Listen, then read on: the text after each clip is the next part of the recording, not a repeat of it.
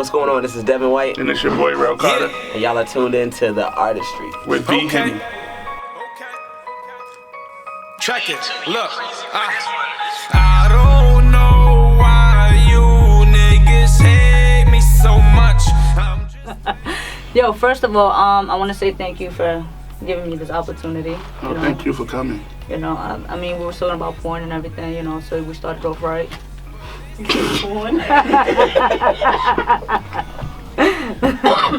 Oh man, I wanted to say thank you. Like, I feel like I was like doing some research and everything. Like, you are a big inspiration to me because I'm doing a lot what you're doing as far as like showcases and stuff like that. So, one of the things I wanted to ask you about would be like this whole tour that you have. You brought it up. You launched it in 2017. Right. You know, what gave you that idea and to start this? So look, this guy, he been on his phone all day, right? Knowing that this question is coming, knowing I'm gonna pass it to him. He actually the one that came up with the idea for the tour. Okay. This is Devin White. Pleasure. Pleasure. So he can tell you what made him come up with this tour. Okay. Being an artist, not having access or real information.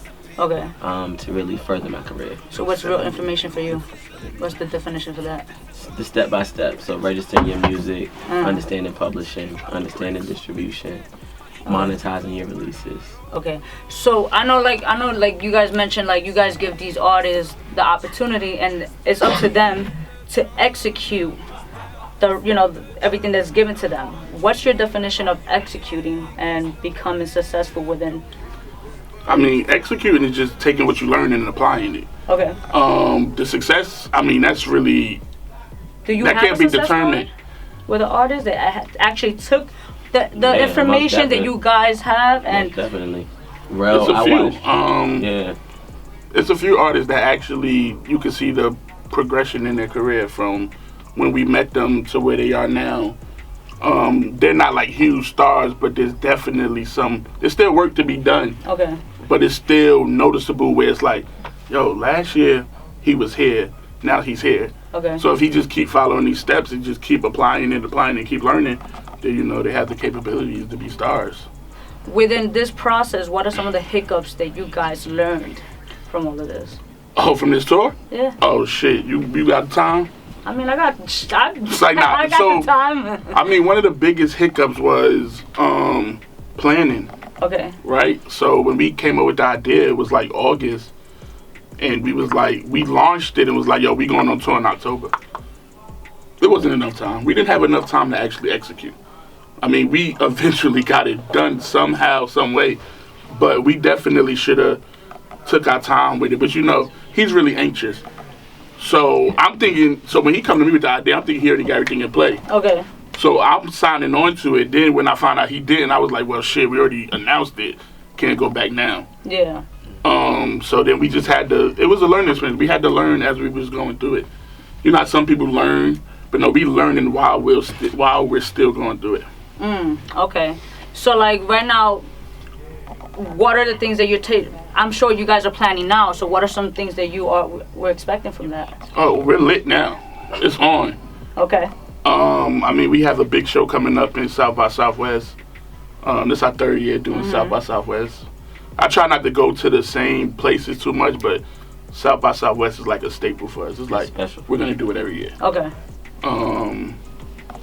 So we have that coming up, and then we have something else. We have something that we're gonna announce probably in March, like right after South by Southwest. Okay.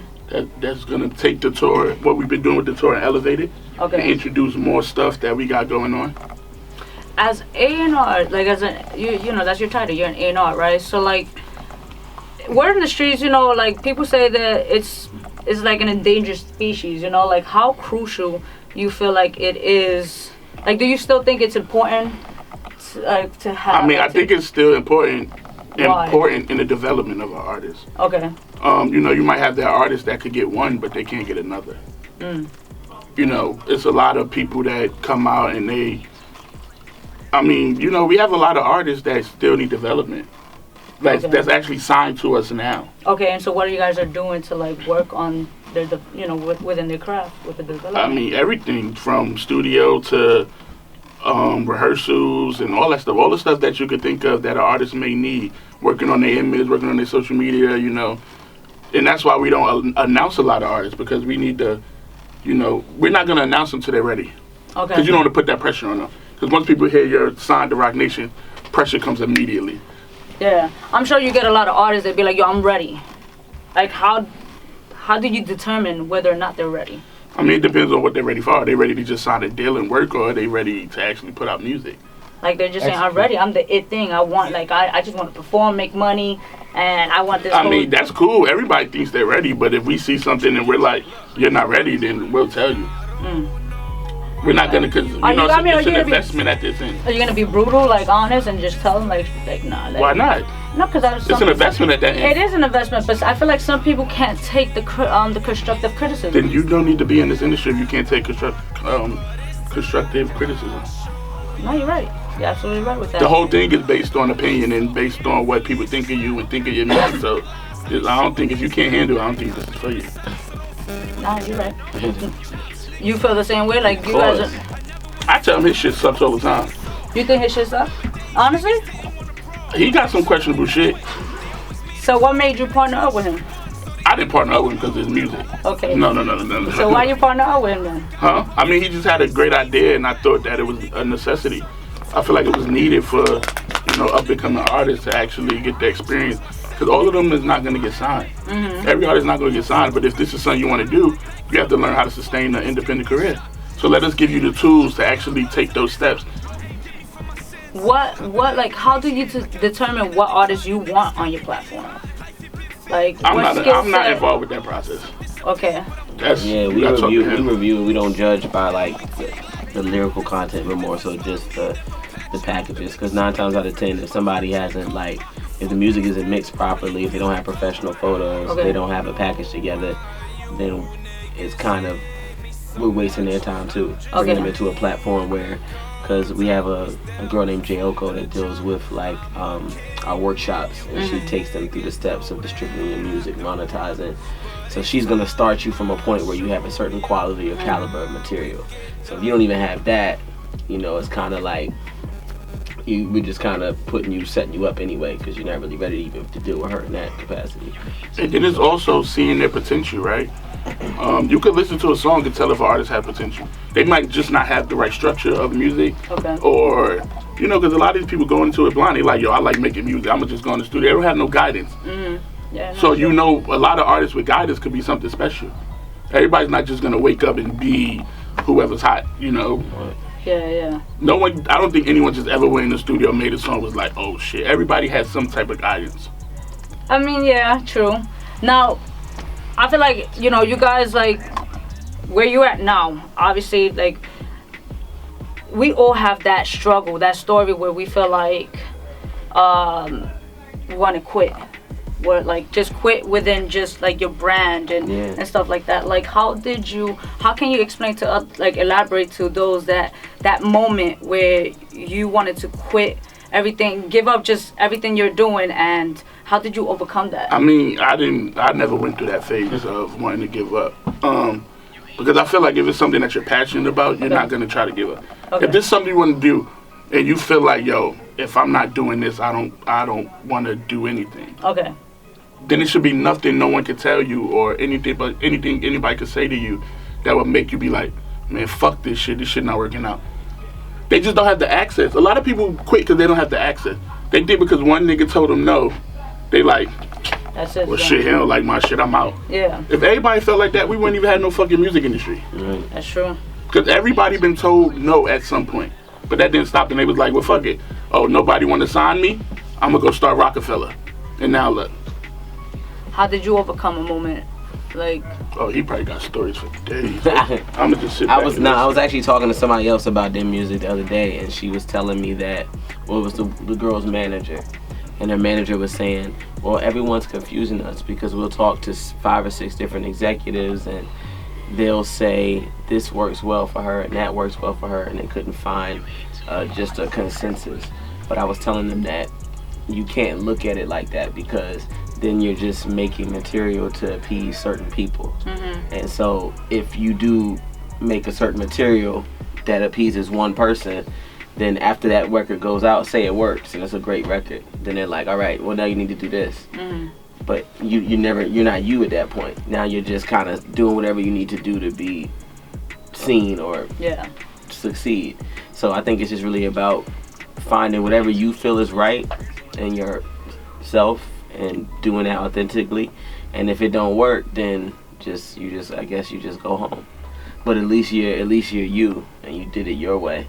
And I think that's the safest bet rather than trying to bend and move to kind of compliment other people and things. Because I get it. Once you compromise, it's kind of like right. Now, I know you were the executive producer for the album. No Handouts. No Handouts. Yeah.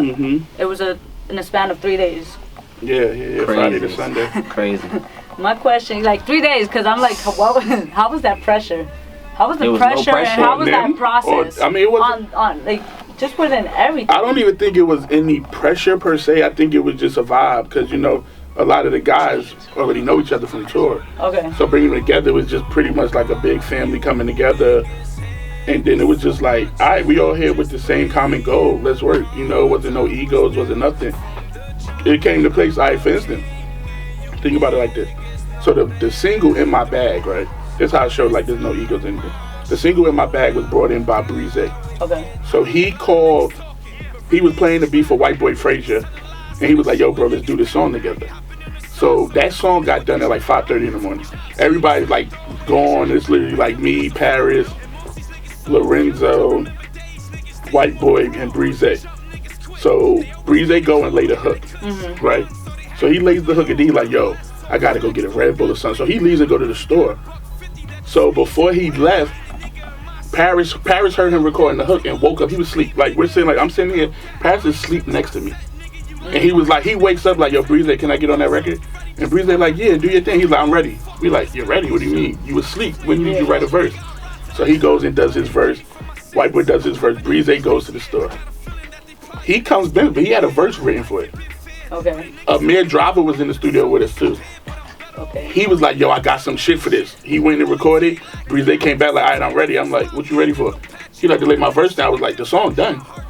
He like, what you mean the song is done? I'm like, you left and this nigga took your spot. Like, what do you want us to do? He didn't get mad. He was just like, the shit hot. Let's run with it. Oh, okay. He didn't get upset at all? No, he was just on the hook. He didn't get to get his verse off. Okay. I mean, damn. That was just to show you, like, it was just, everybody was just like, well, this song is hot without me. Okay. So I'm going to just stay on the hook and we just going to rock like that. It just goes to show, like, it was like no egos. Like, it started because I just started playing beats and just had whoever, like, let's say him, and her was like, oh, that shit hard. I want that beat. I emailed all three of them the beat. They all left and went and wrote. And then while they writing, somebody's in the booth, and it was just like a whole process of that. I think to give Rel some credit too, though, I think it also was picking the right artists and the right sounds as far as the instrumentals. And from there, like I was just saying this earlier, he really left the process alone. Like he picked the artists that he knew would deliver. He picked the right sounds, the right instrumentals, and then he was kind of just really lax. Like I didn't see him in the studio at any point. Kind of, it was never a moment like a tense moment. It was always just and I let them do their thing. I didn't critique them. I didn't do anything. I trusted them. Okay. Cause you have some people that just be over you and like, no, say this word this way. I let them record the song, and then at the end when they was like, come listen, I'll listen and give my critique. And if we got to change anything, we change it. But I just wanted them to just be themselves and be creative and not feel the pressure of, damn, this nigga Rel is watching on my show. I literally sat in the office at the studio the whole time while they was recording. I gave them 20 beats. Everybody was somewhere in the studio writing. And then after that, it came to the point where, oh, they done with this song. I load this beat up. I wasn't involved with that. I was just like, I'm going to just let y'all do y'all, and then I'll come and give my input after. And if we need to change anything, then we'll change it. The beat selection, like how did you go about that process? Was this something you had already? Or so this was just, so I told them come with beats. So some of the beats they came with, but most of them I came with. Like I was hitting producers that I know, like, yo, I'm working on this project. I need some tracks. Like the single came from somebody else. first single came to somebody else, and the Culture Tour record came to somebody else. But mostly everything else, well, the song he's on with his wife, they actually brought in. That song was done before our session, but he was just like, I gotta be on the album. Can I be on the album? So, but yeah, no, it's just stuff that I collected. Like, yo, I'm working on the album. I need some tracks, and you know, they blessed us. I mean, you know, that's why you build relationships, right? Yeah. So the relationship that I built with these people allow us, like, we literally probably spent $1,200 to do the whole album. Yeah. Oh, okay. Because the producers fuck with me, and we got that relationship to where they didn't charge us for the beats. Okay. They just wanted to collect their publishing. So it was just like, you know, that's why I say it's always important to build a relationship rather than just, yo, you a producer, I need some beats. Because then you just like, all right, well, nigga, pay me $500 or whatever the price may be. But if you build relationships and people believe in you and you believe in them, then they'll work with you. How can an artist, like an underground artist, come to you and build a relationship without even knowing like who you are? And it's not who you are, but I mean, it's simple. So I could detect somebody's vibe when I first meet them. Okay. I'm really good at that, and I had to be, you know, just being in certain situations in my life, it just has me. I'm always on guard, so it's not gonna be easy for you to just meet me and, oh, we're fucking friends. Like, we could meet, and if I get a vibe from you, I think you're cool, then I'll be like, oh, here's my email. Then from there, from being like, even the people on the tour, some of them will tell you, I probably didn't start fucking with them until like the 7th show.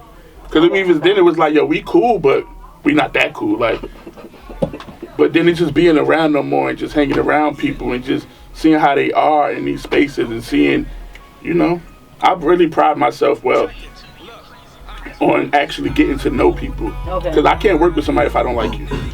Yeah. Like, you can make me $10 million and I'll be like, I don't want it because you're fucked up as a person.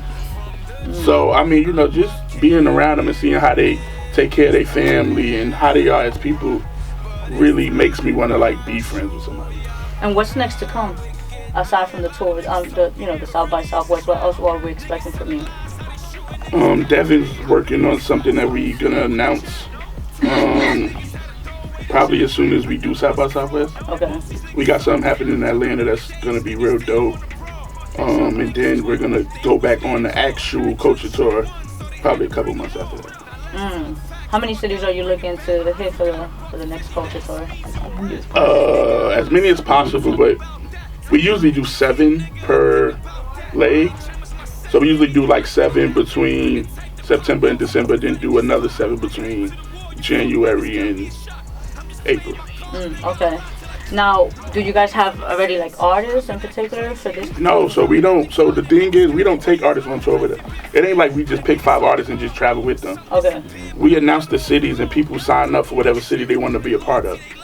Oh, okay. Yeah, it's not like a tour where we just like the Millennium Tour where you're going to see Omarion at the whole tour. No. Okay. We literally put it out there, and if you're an artist and you think you can make it to Cincinnati, Ohio, then you do that and things. Yeah.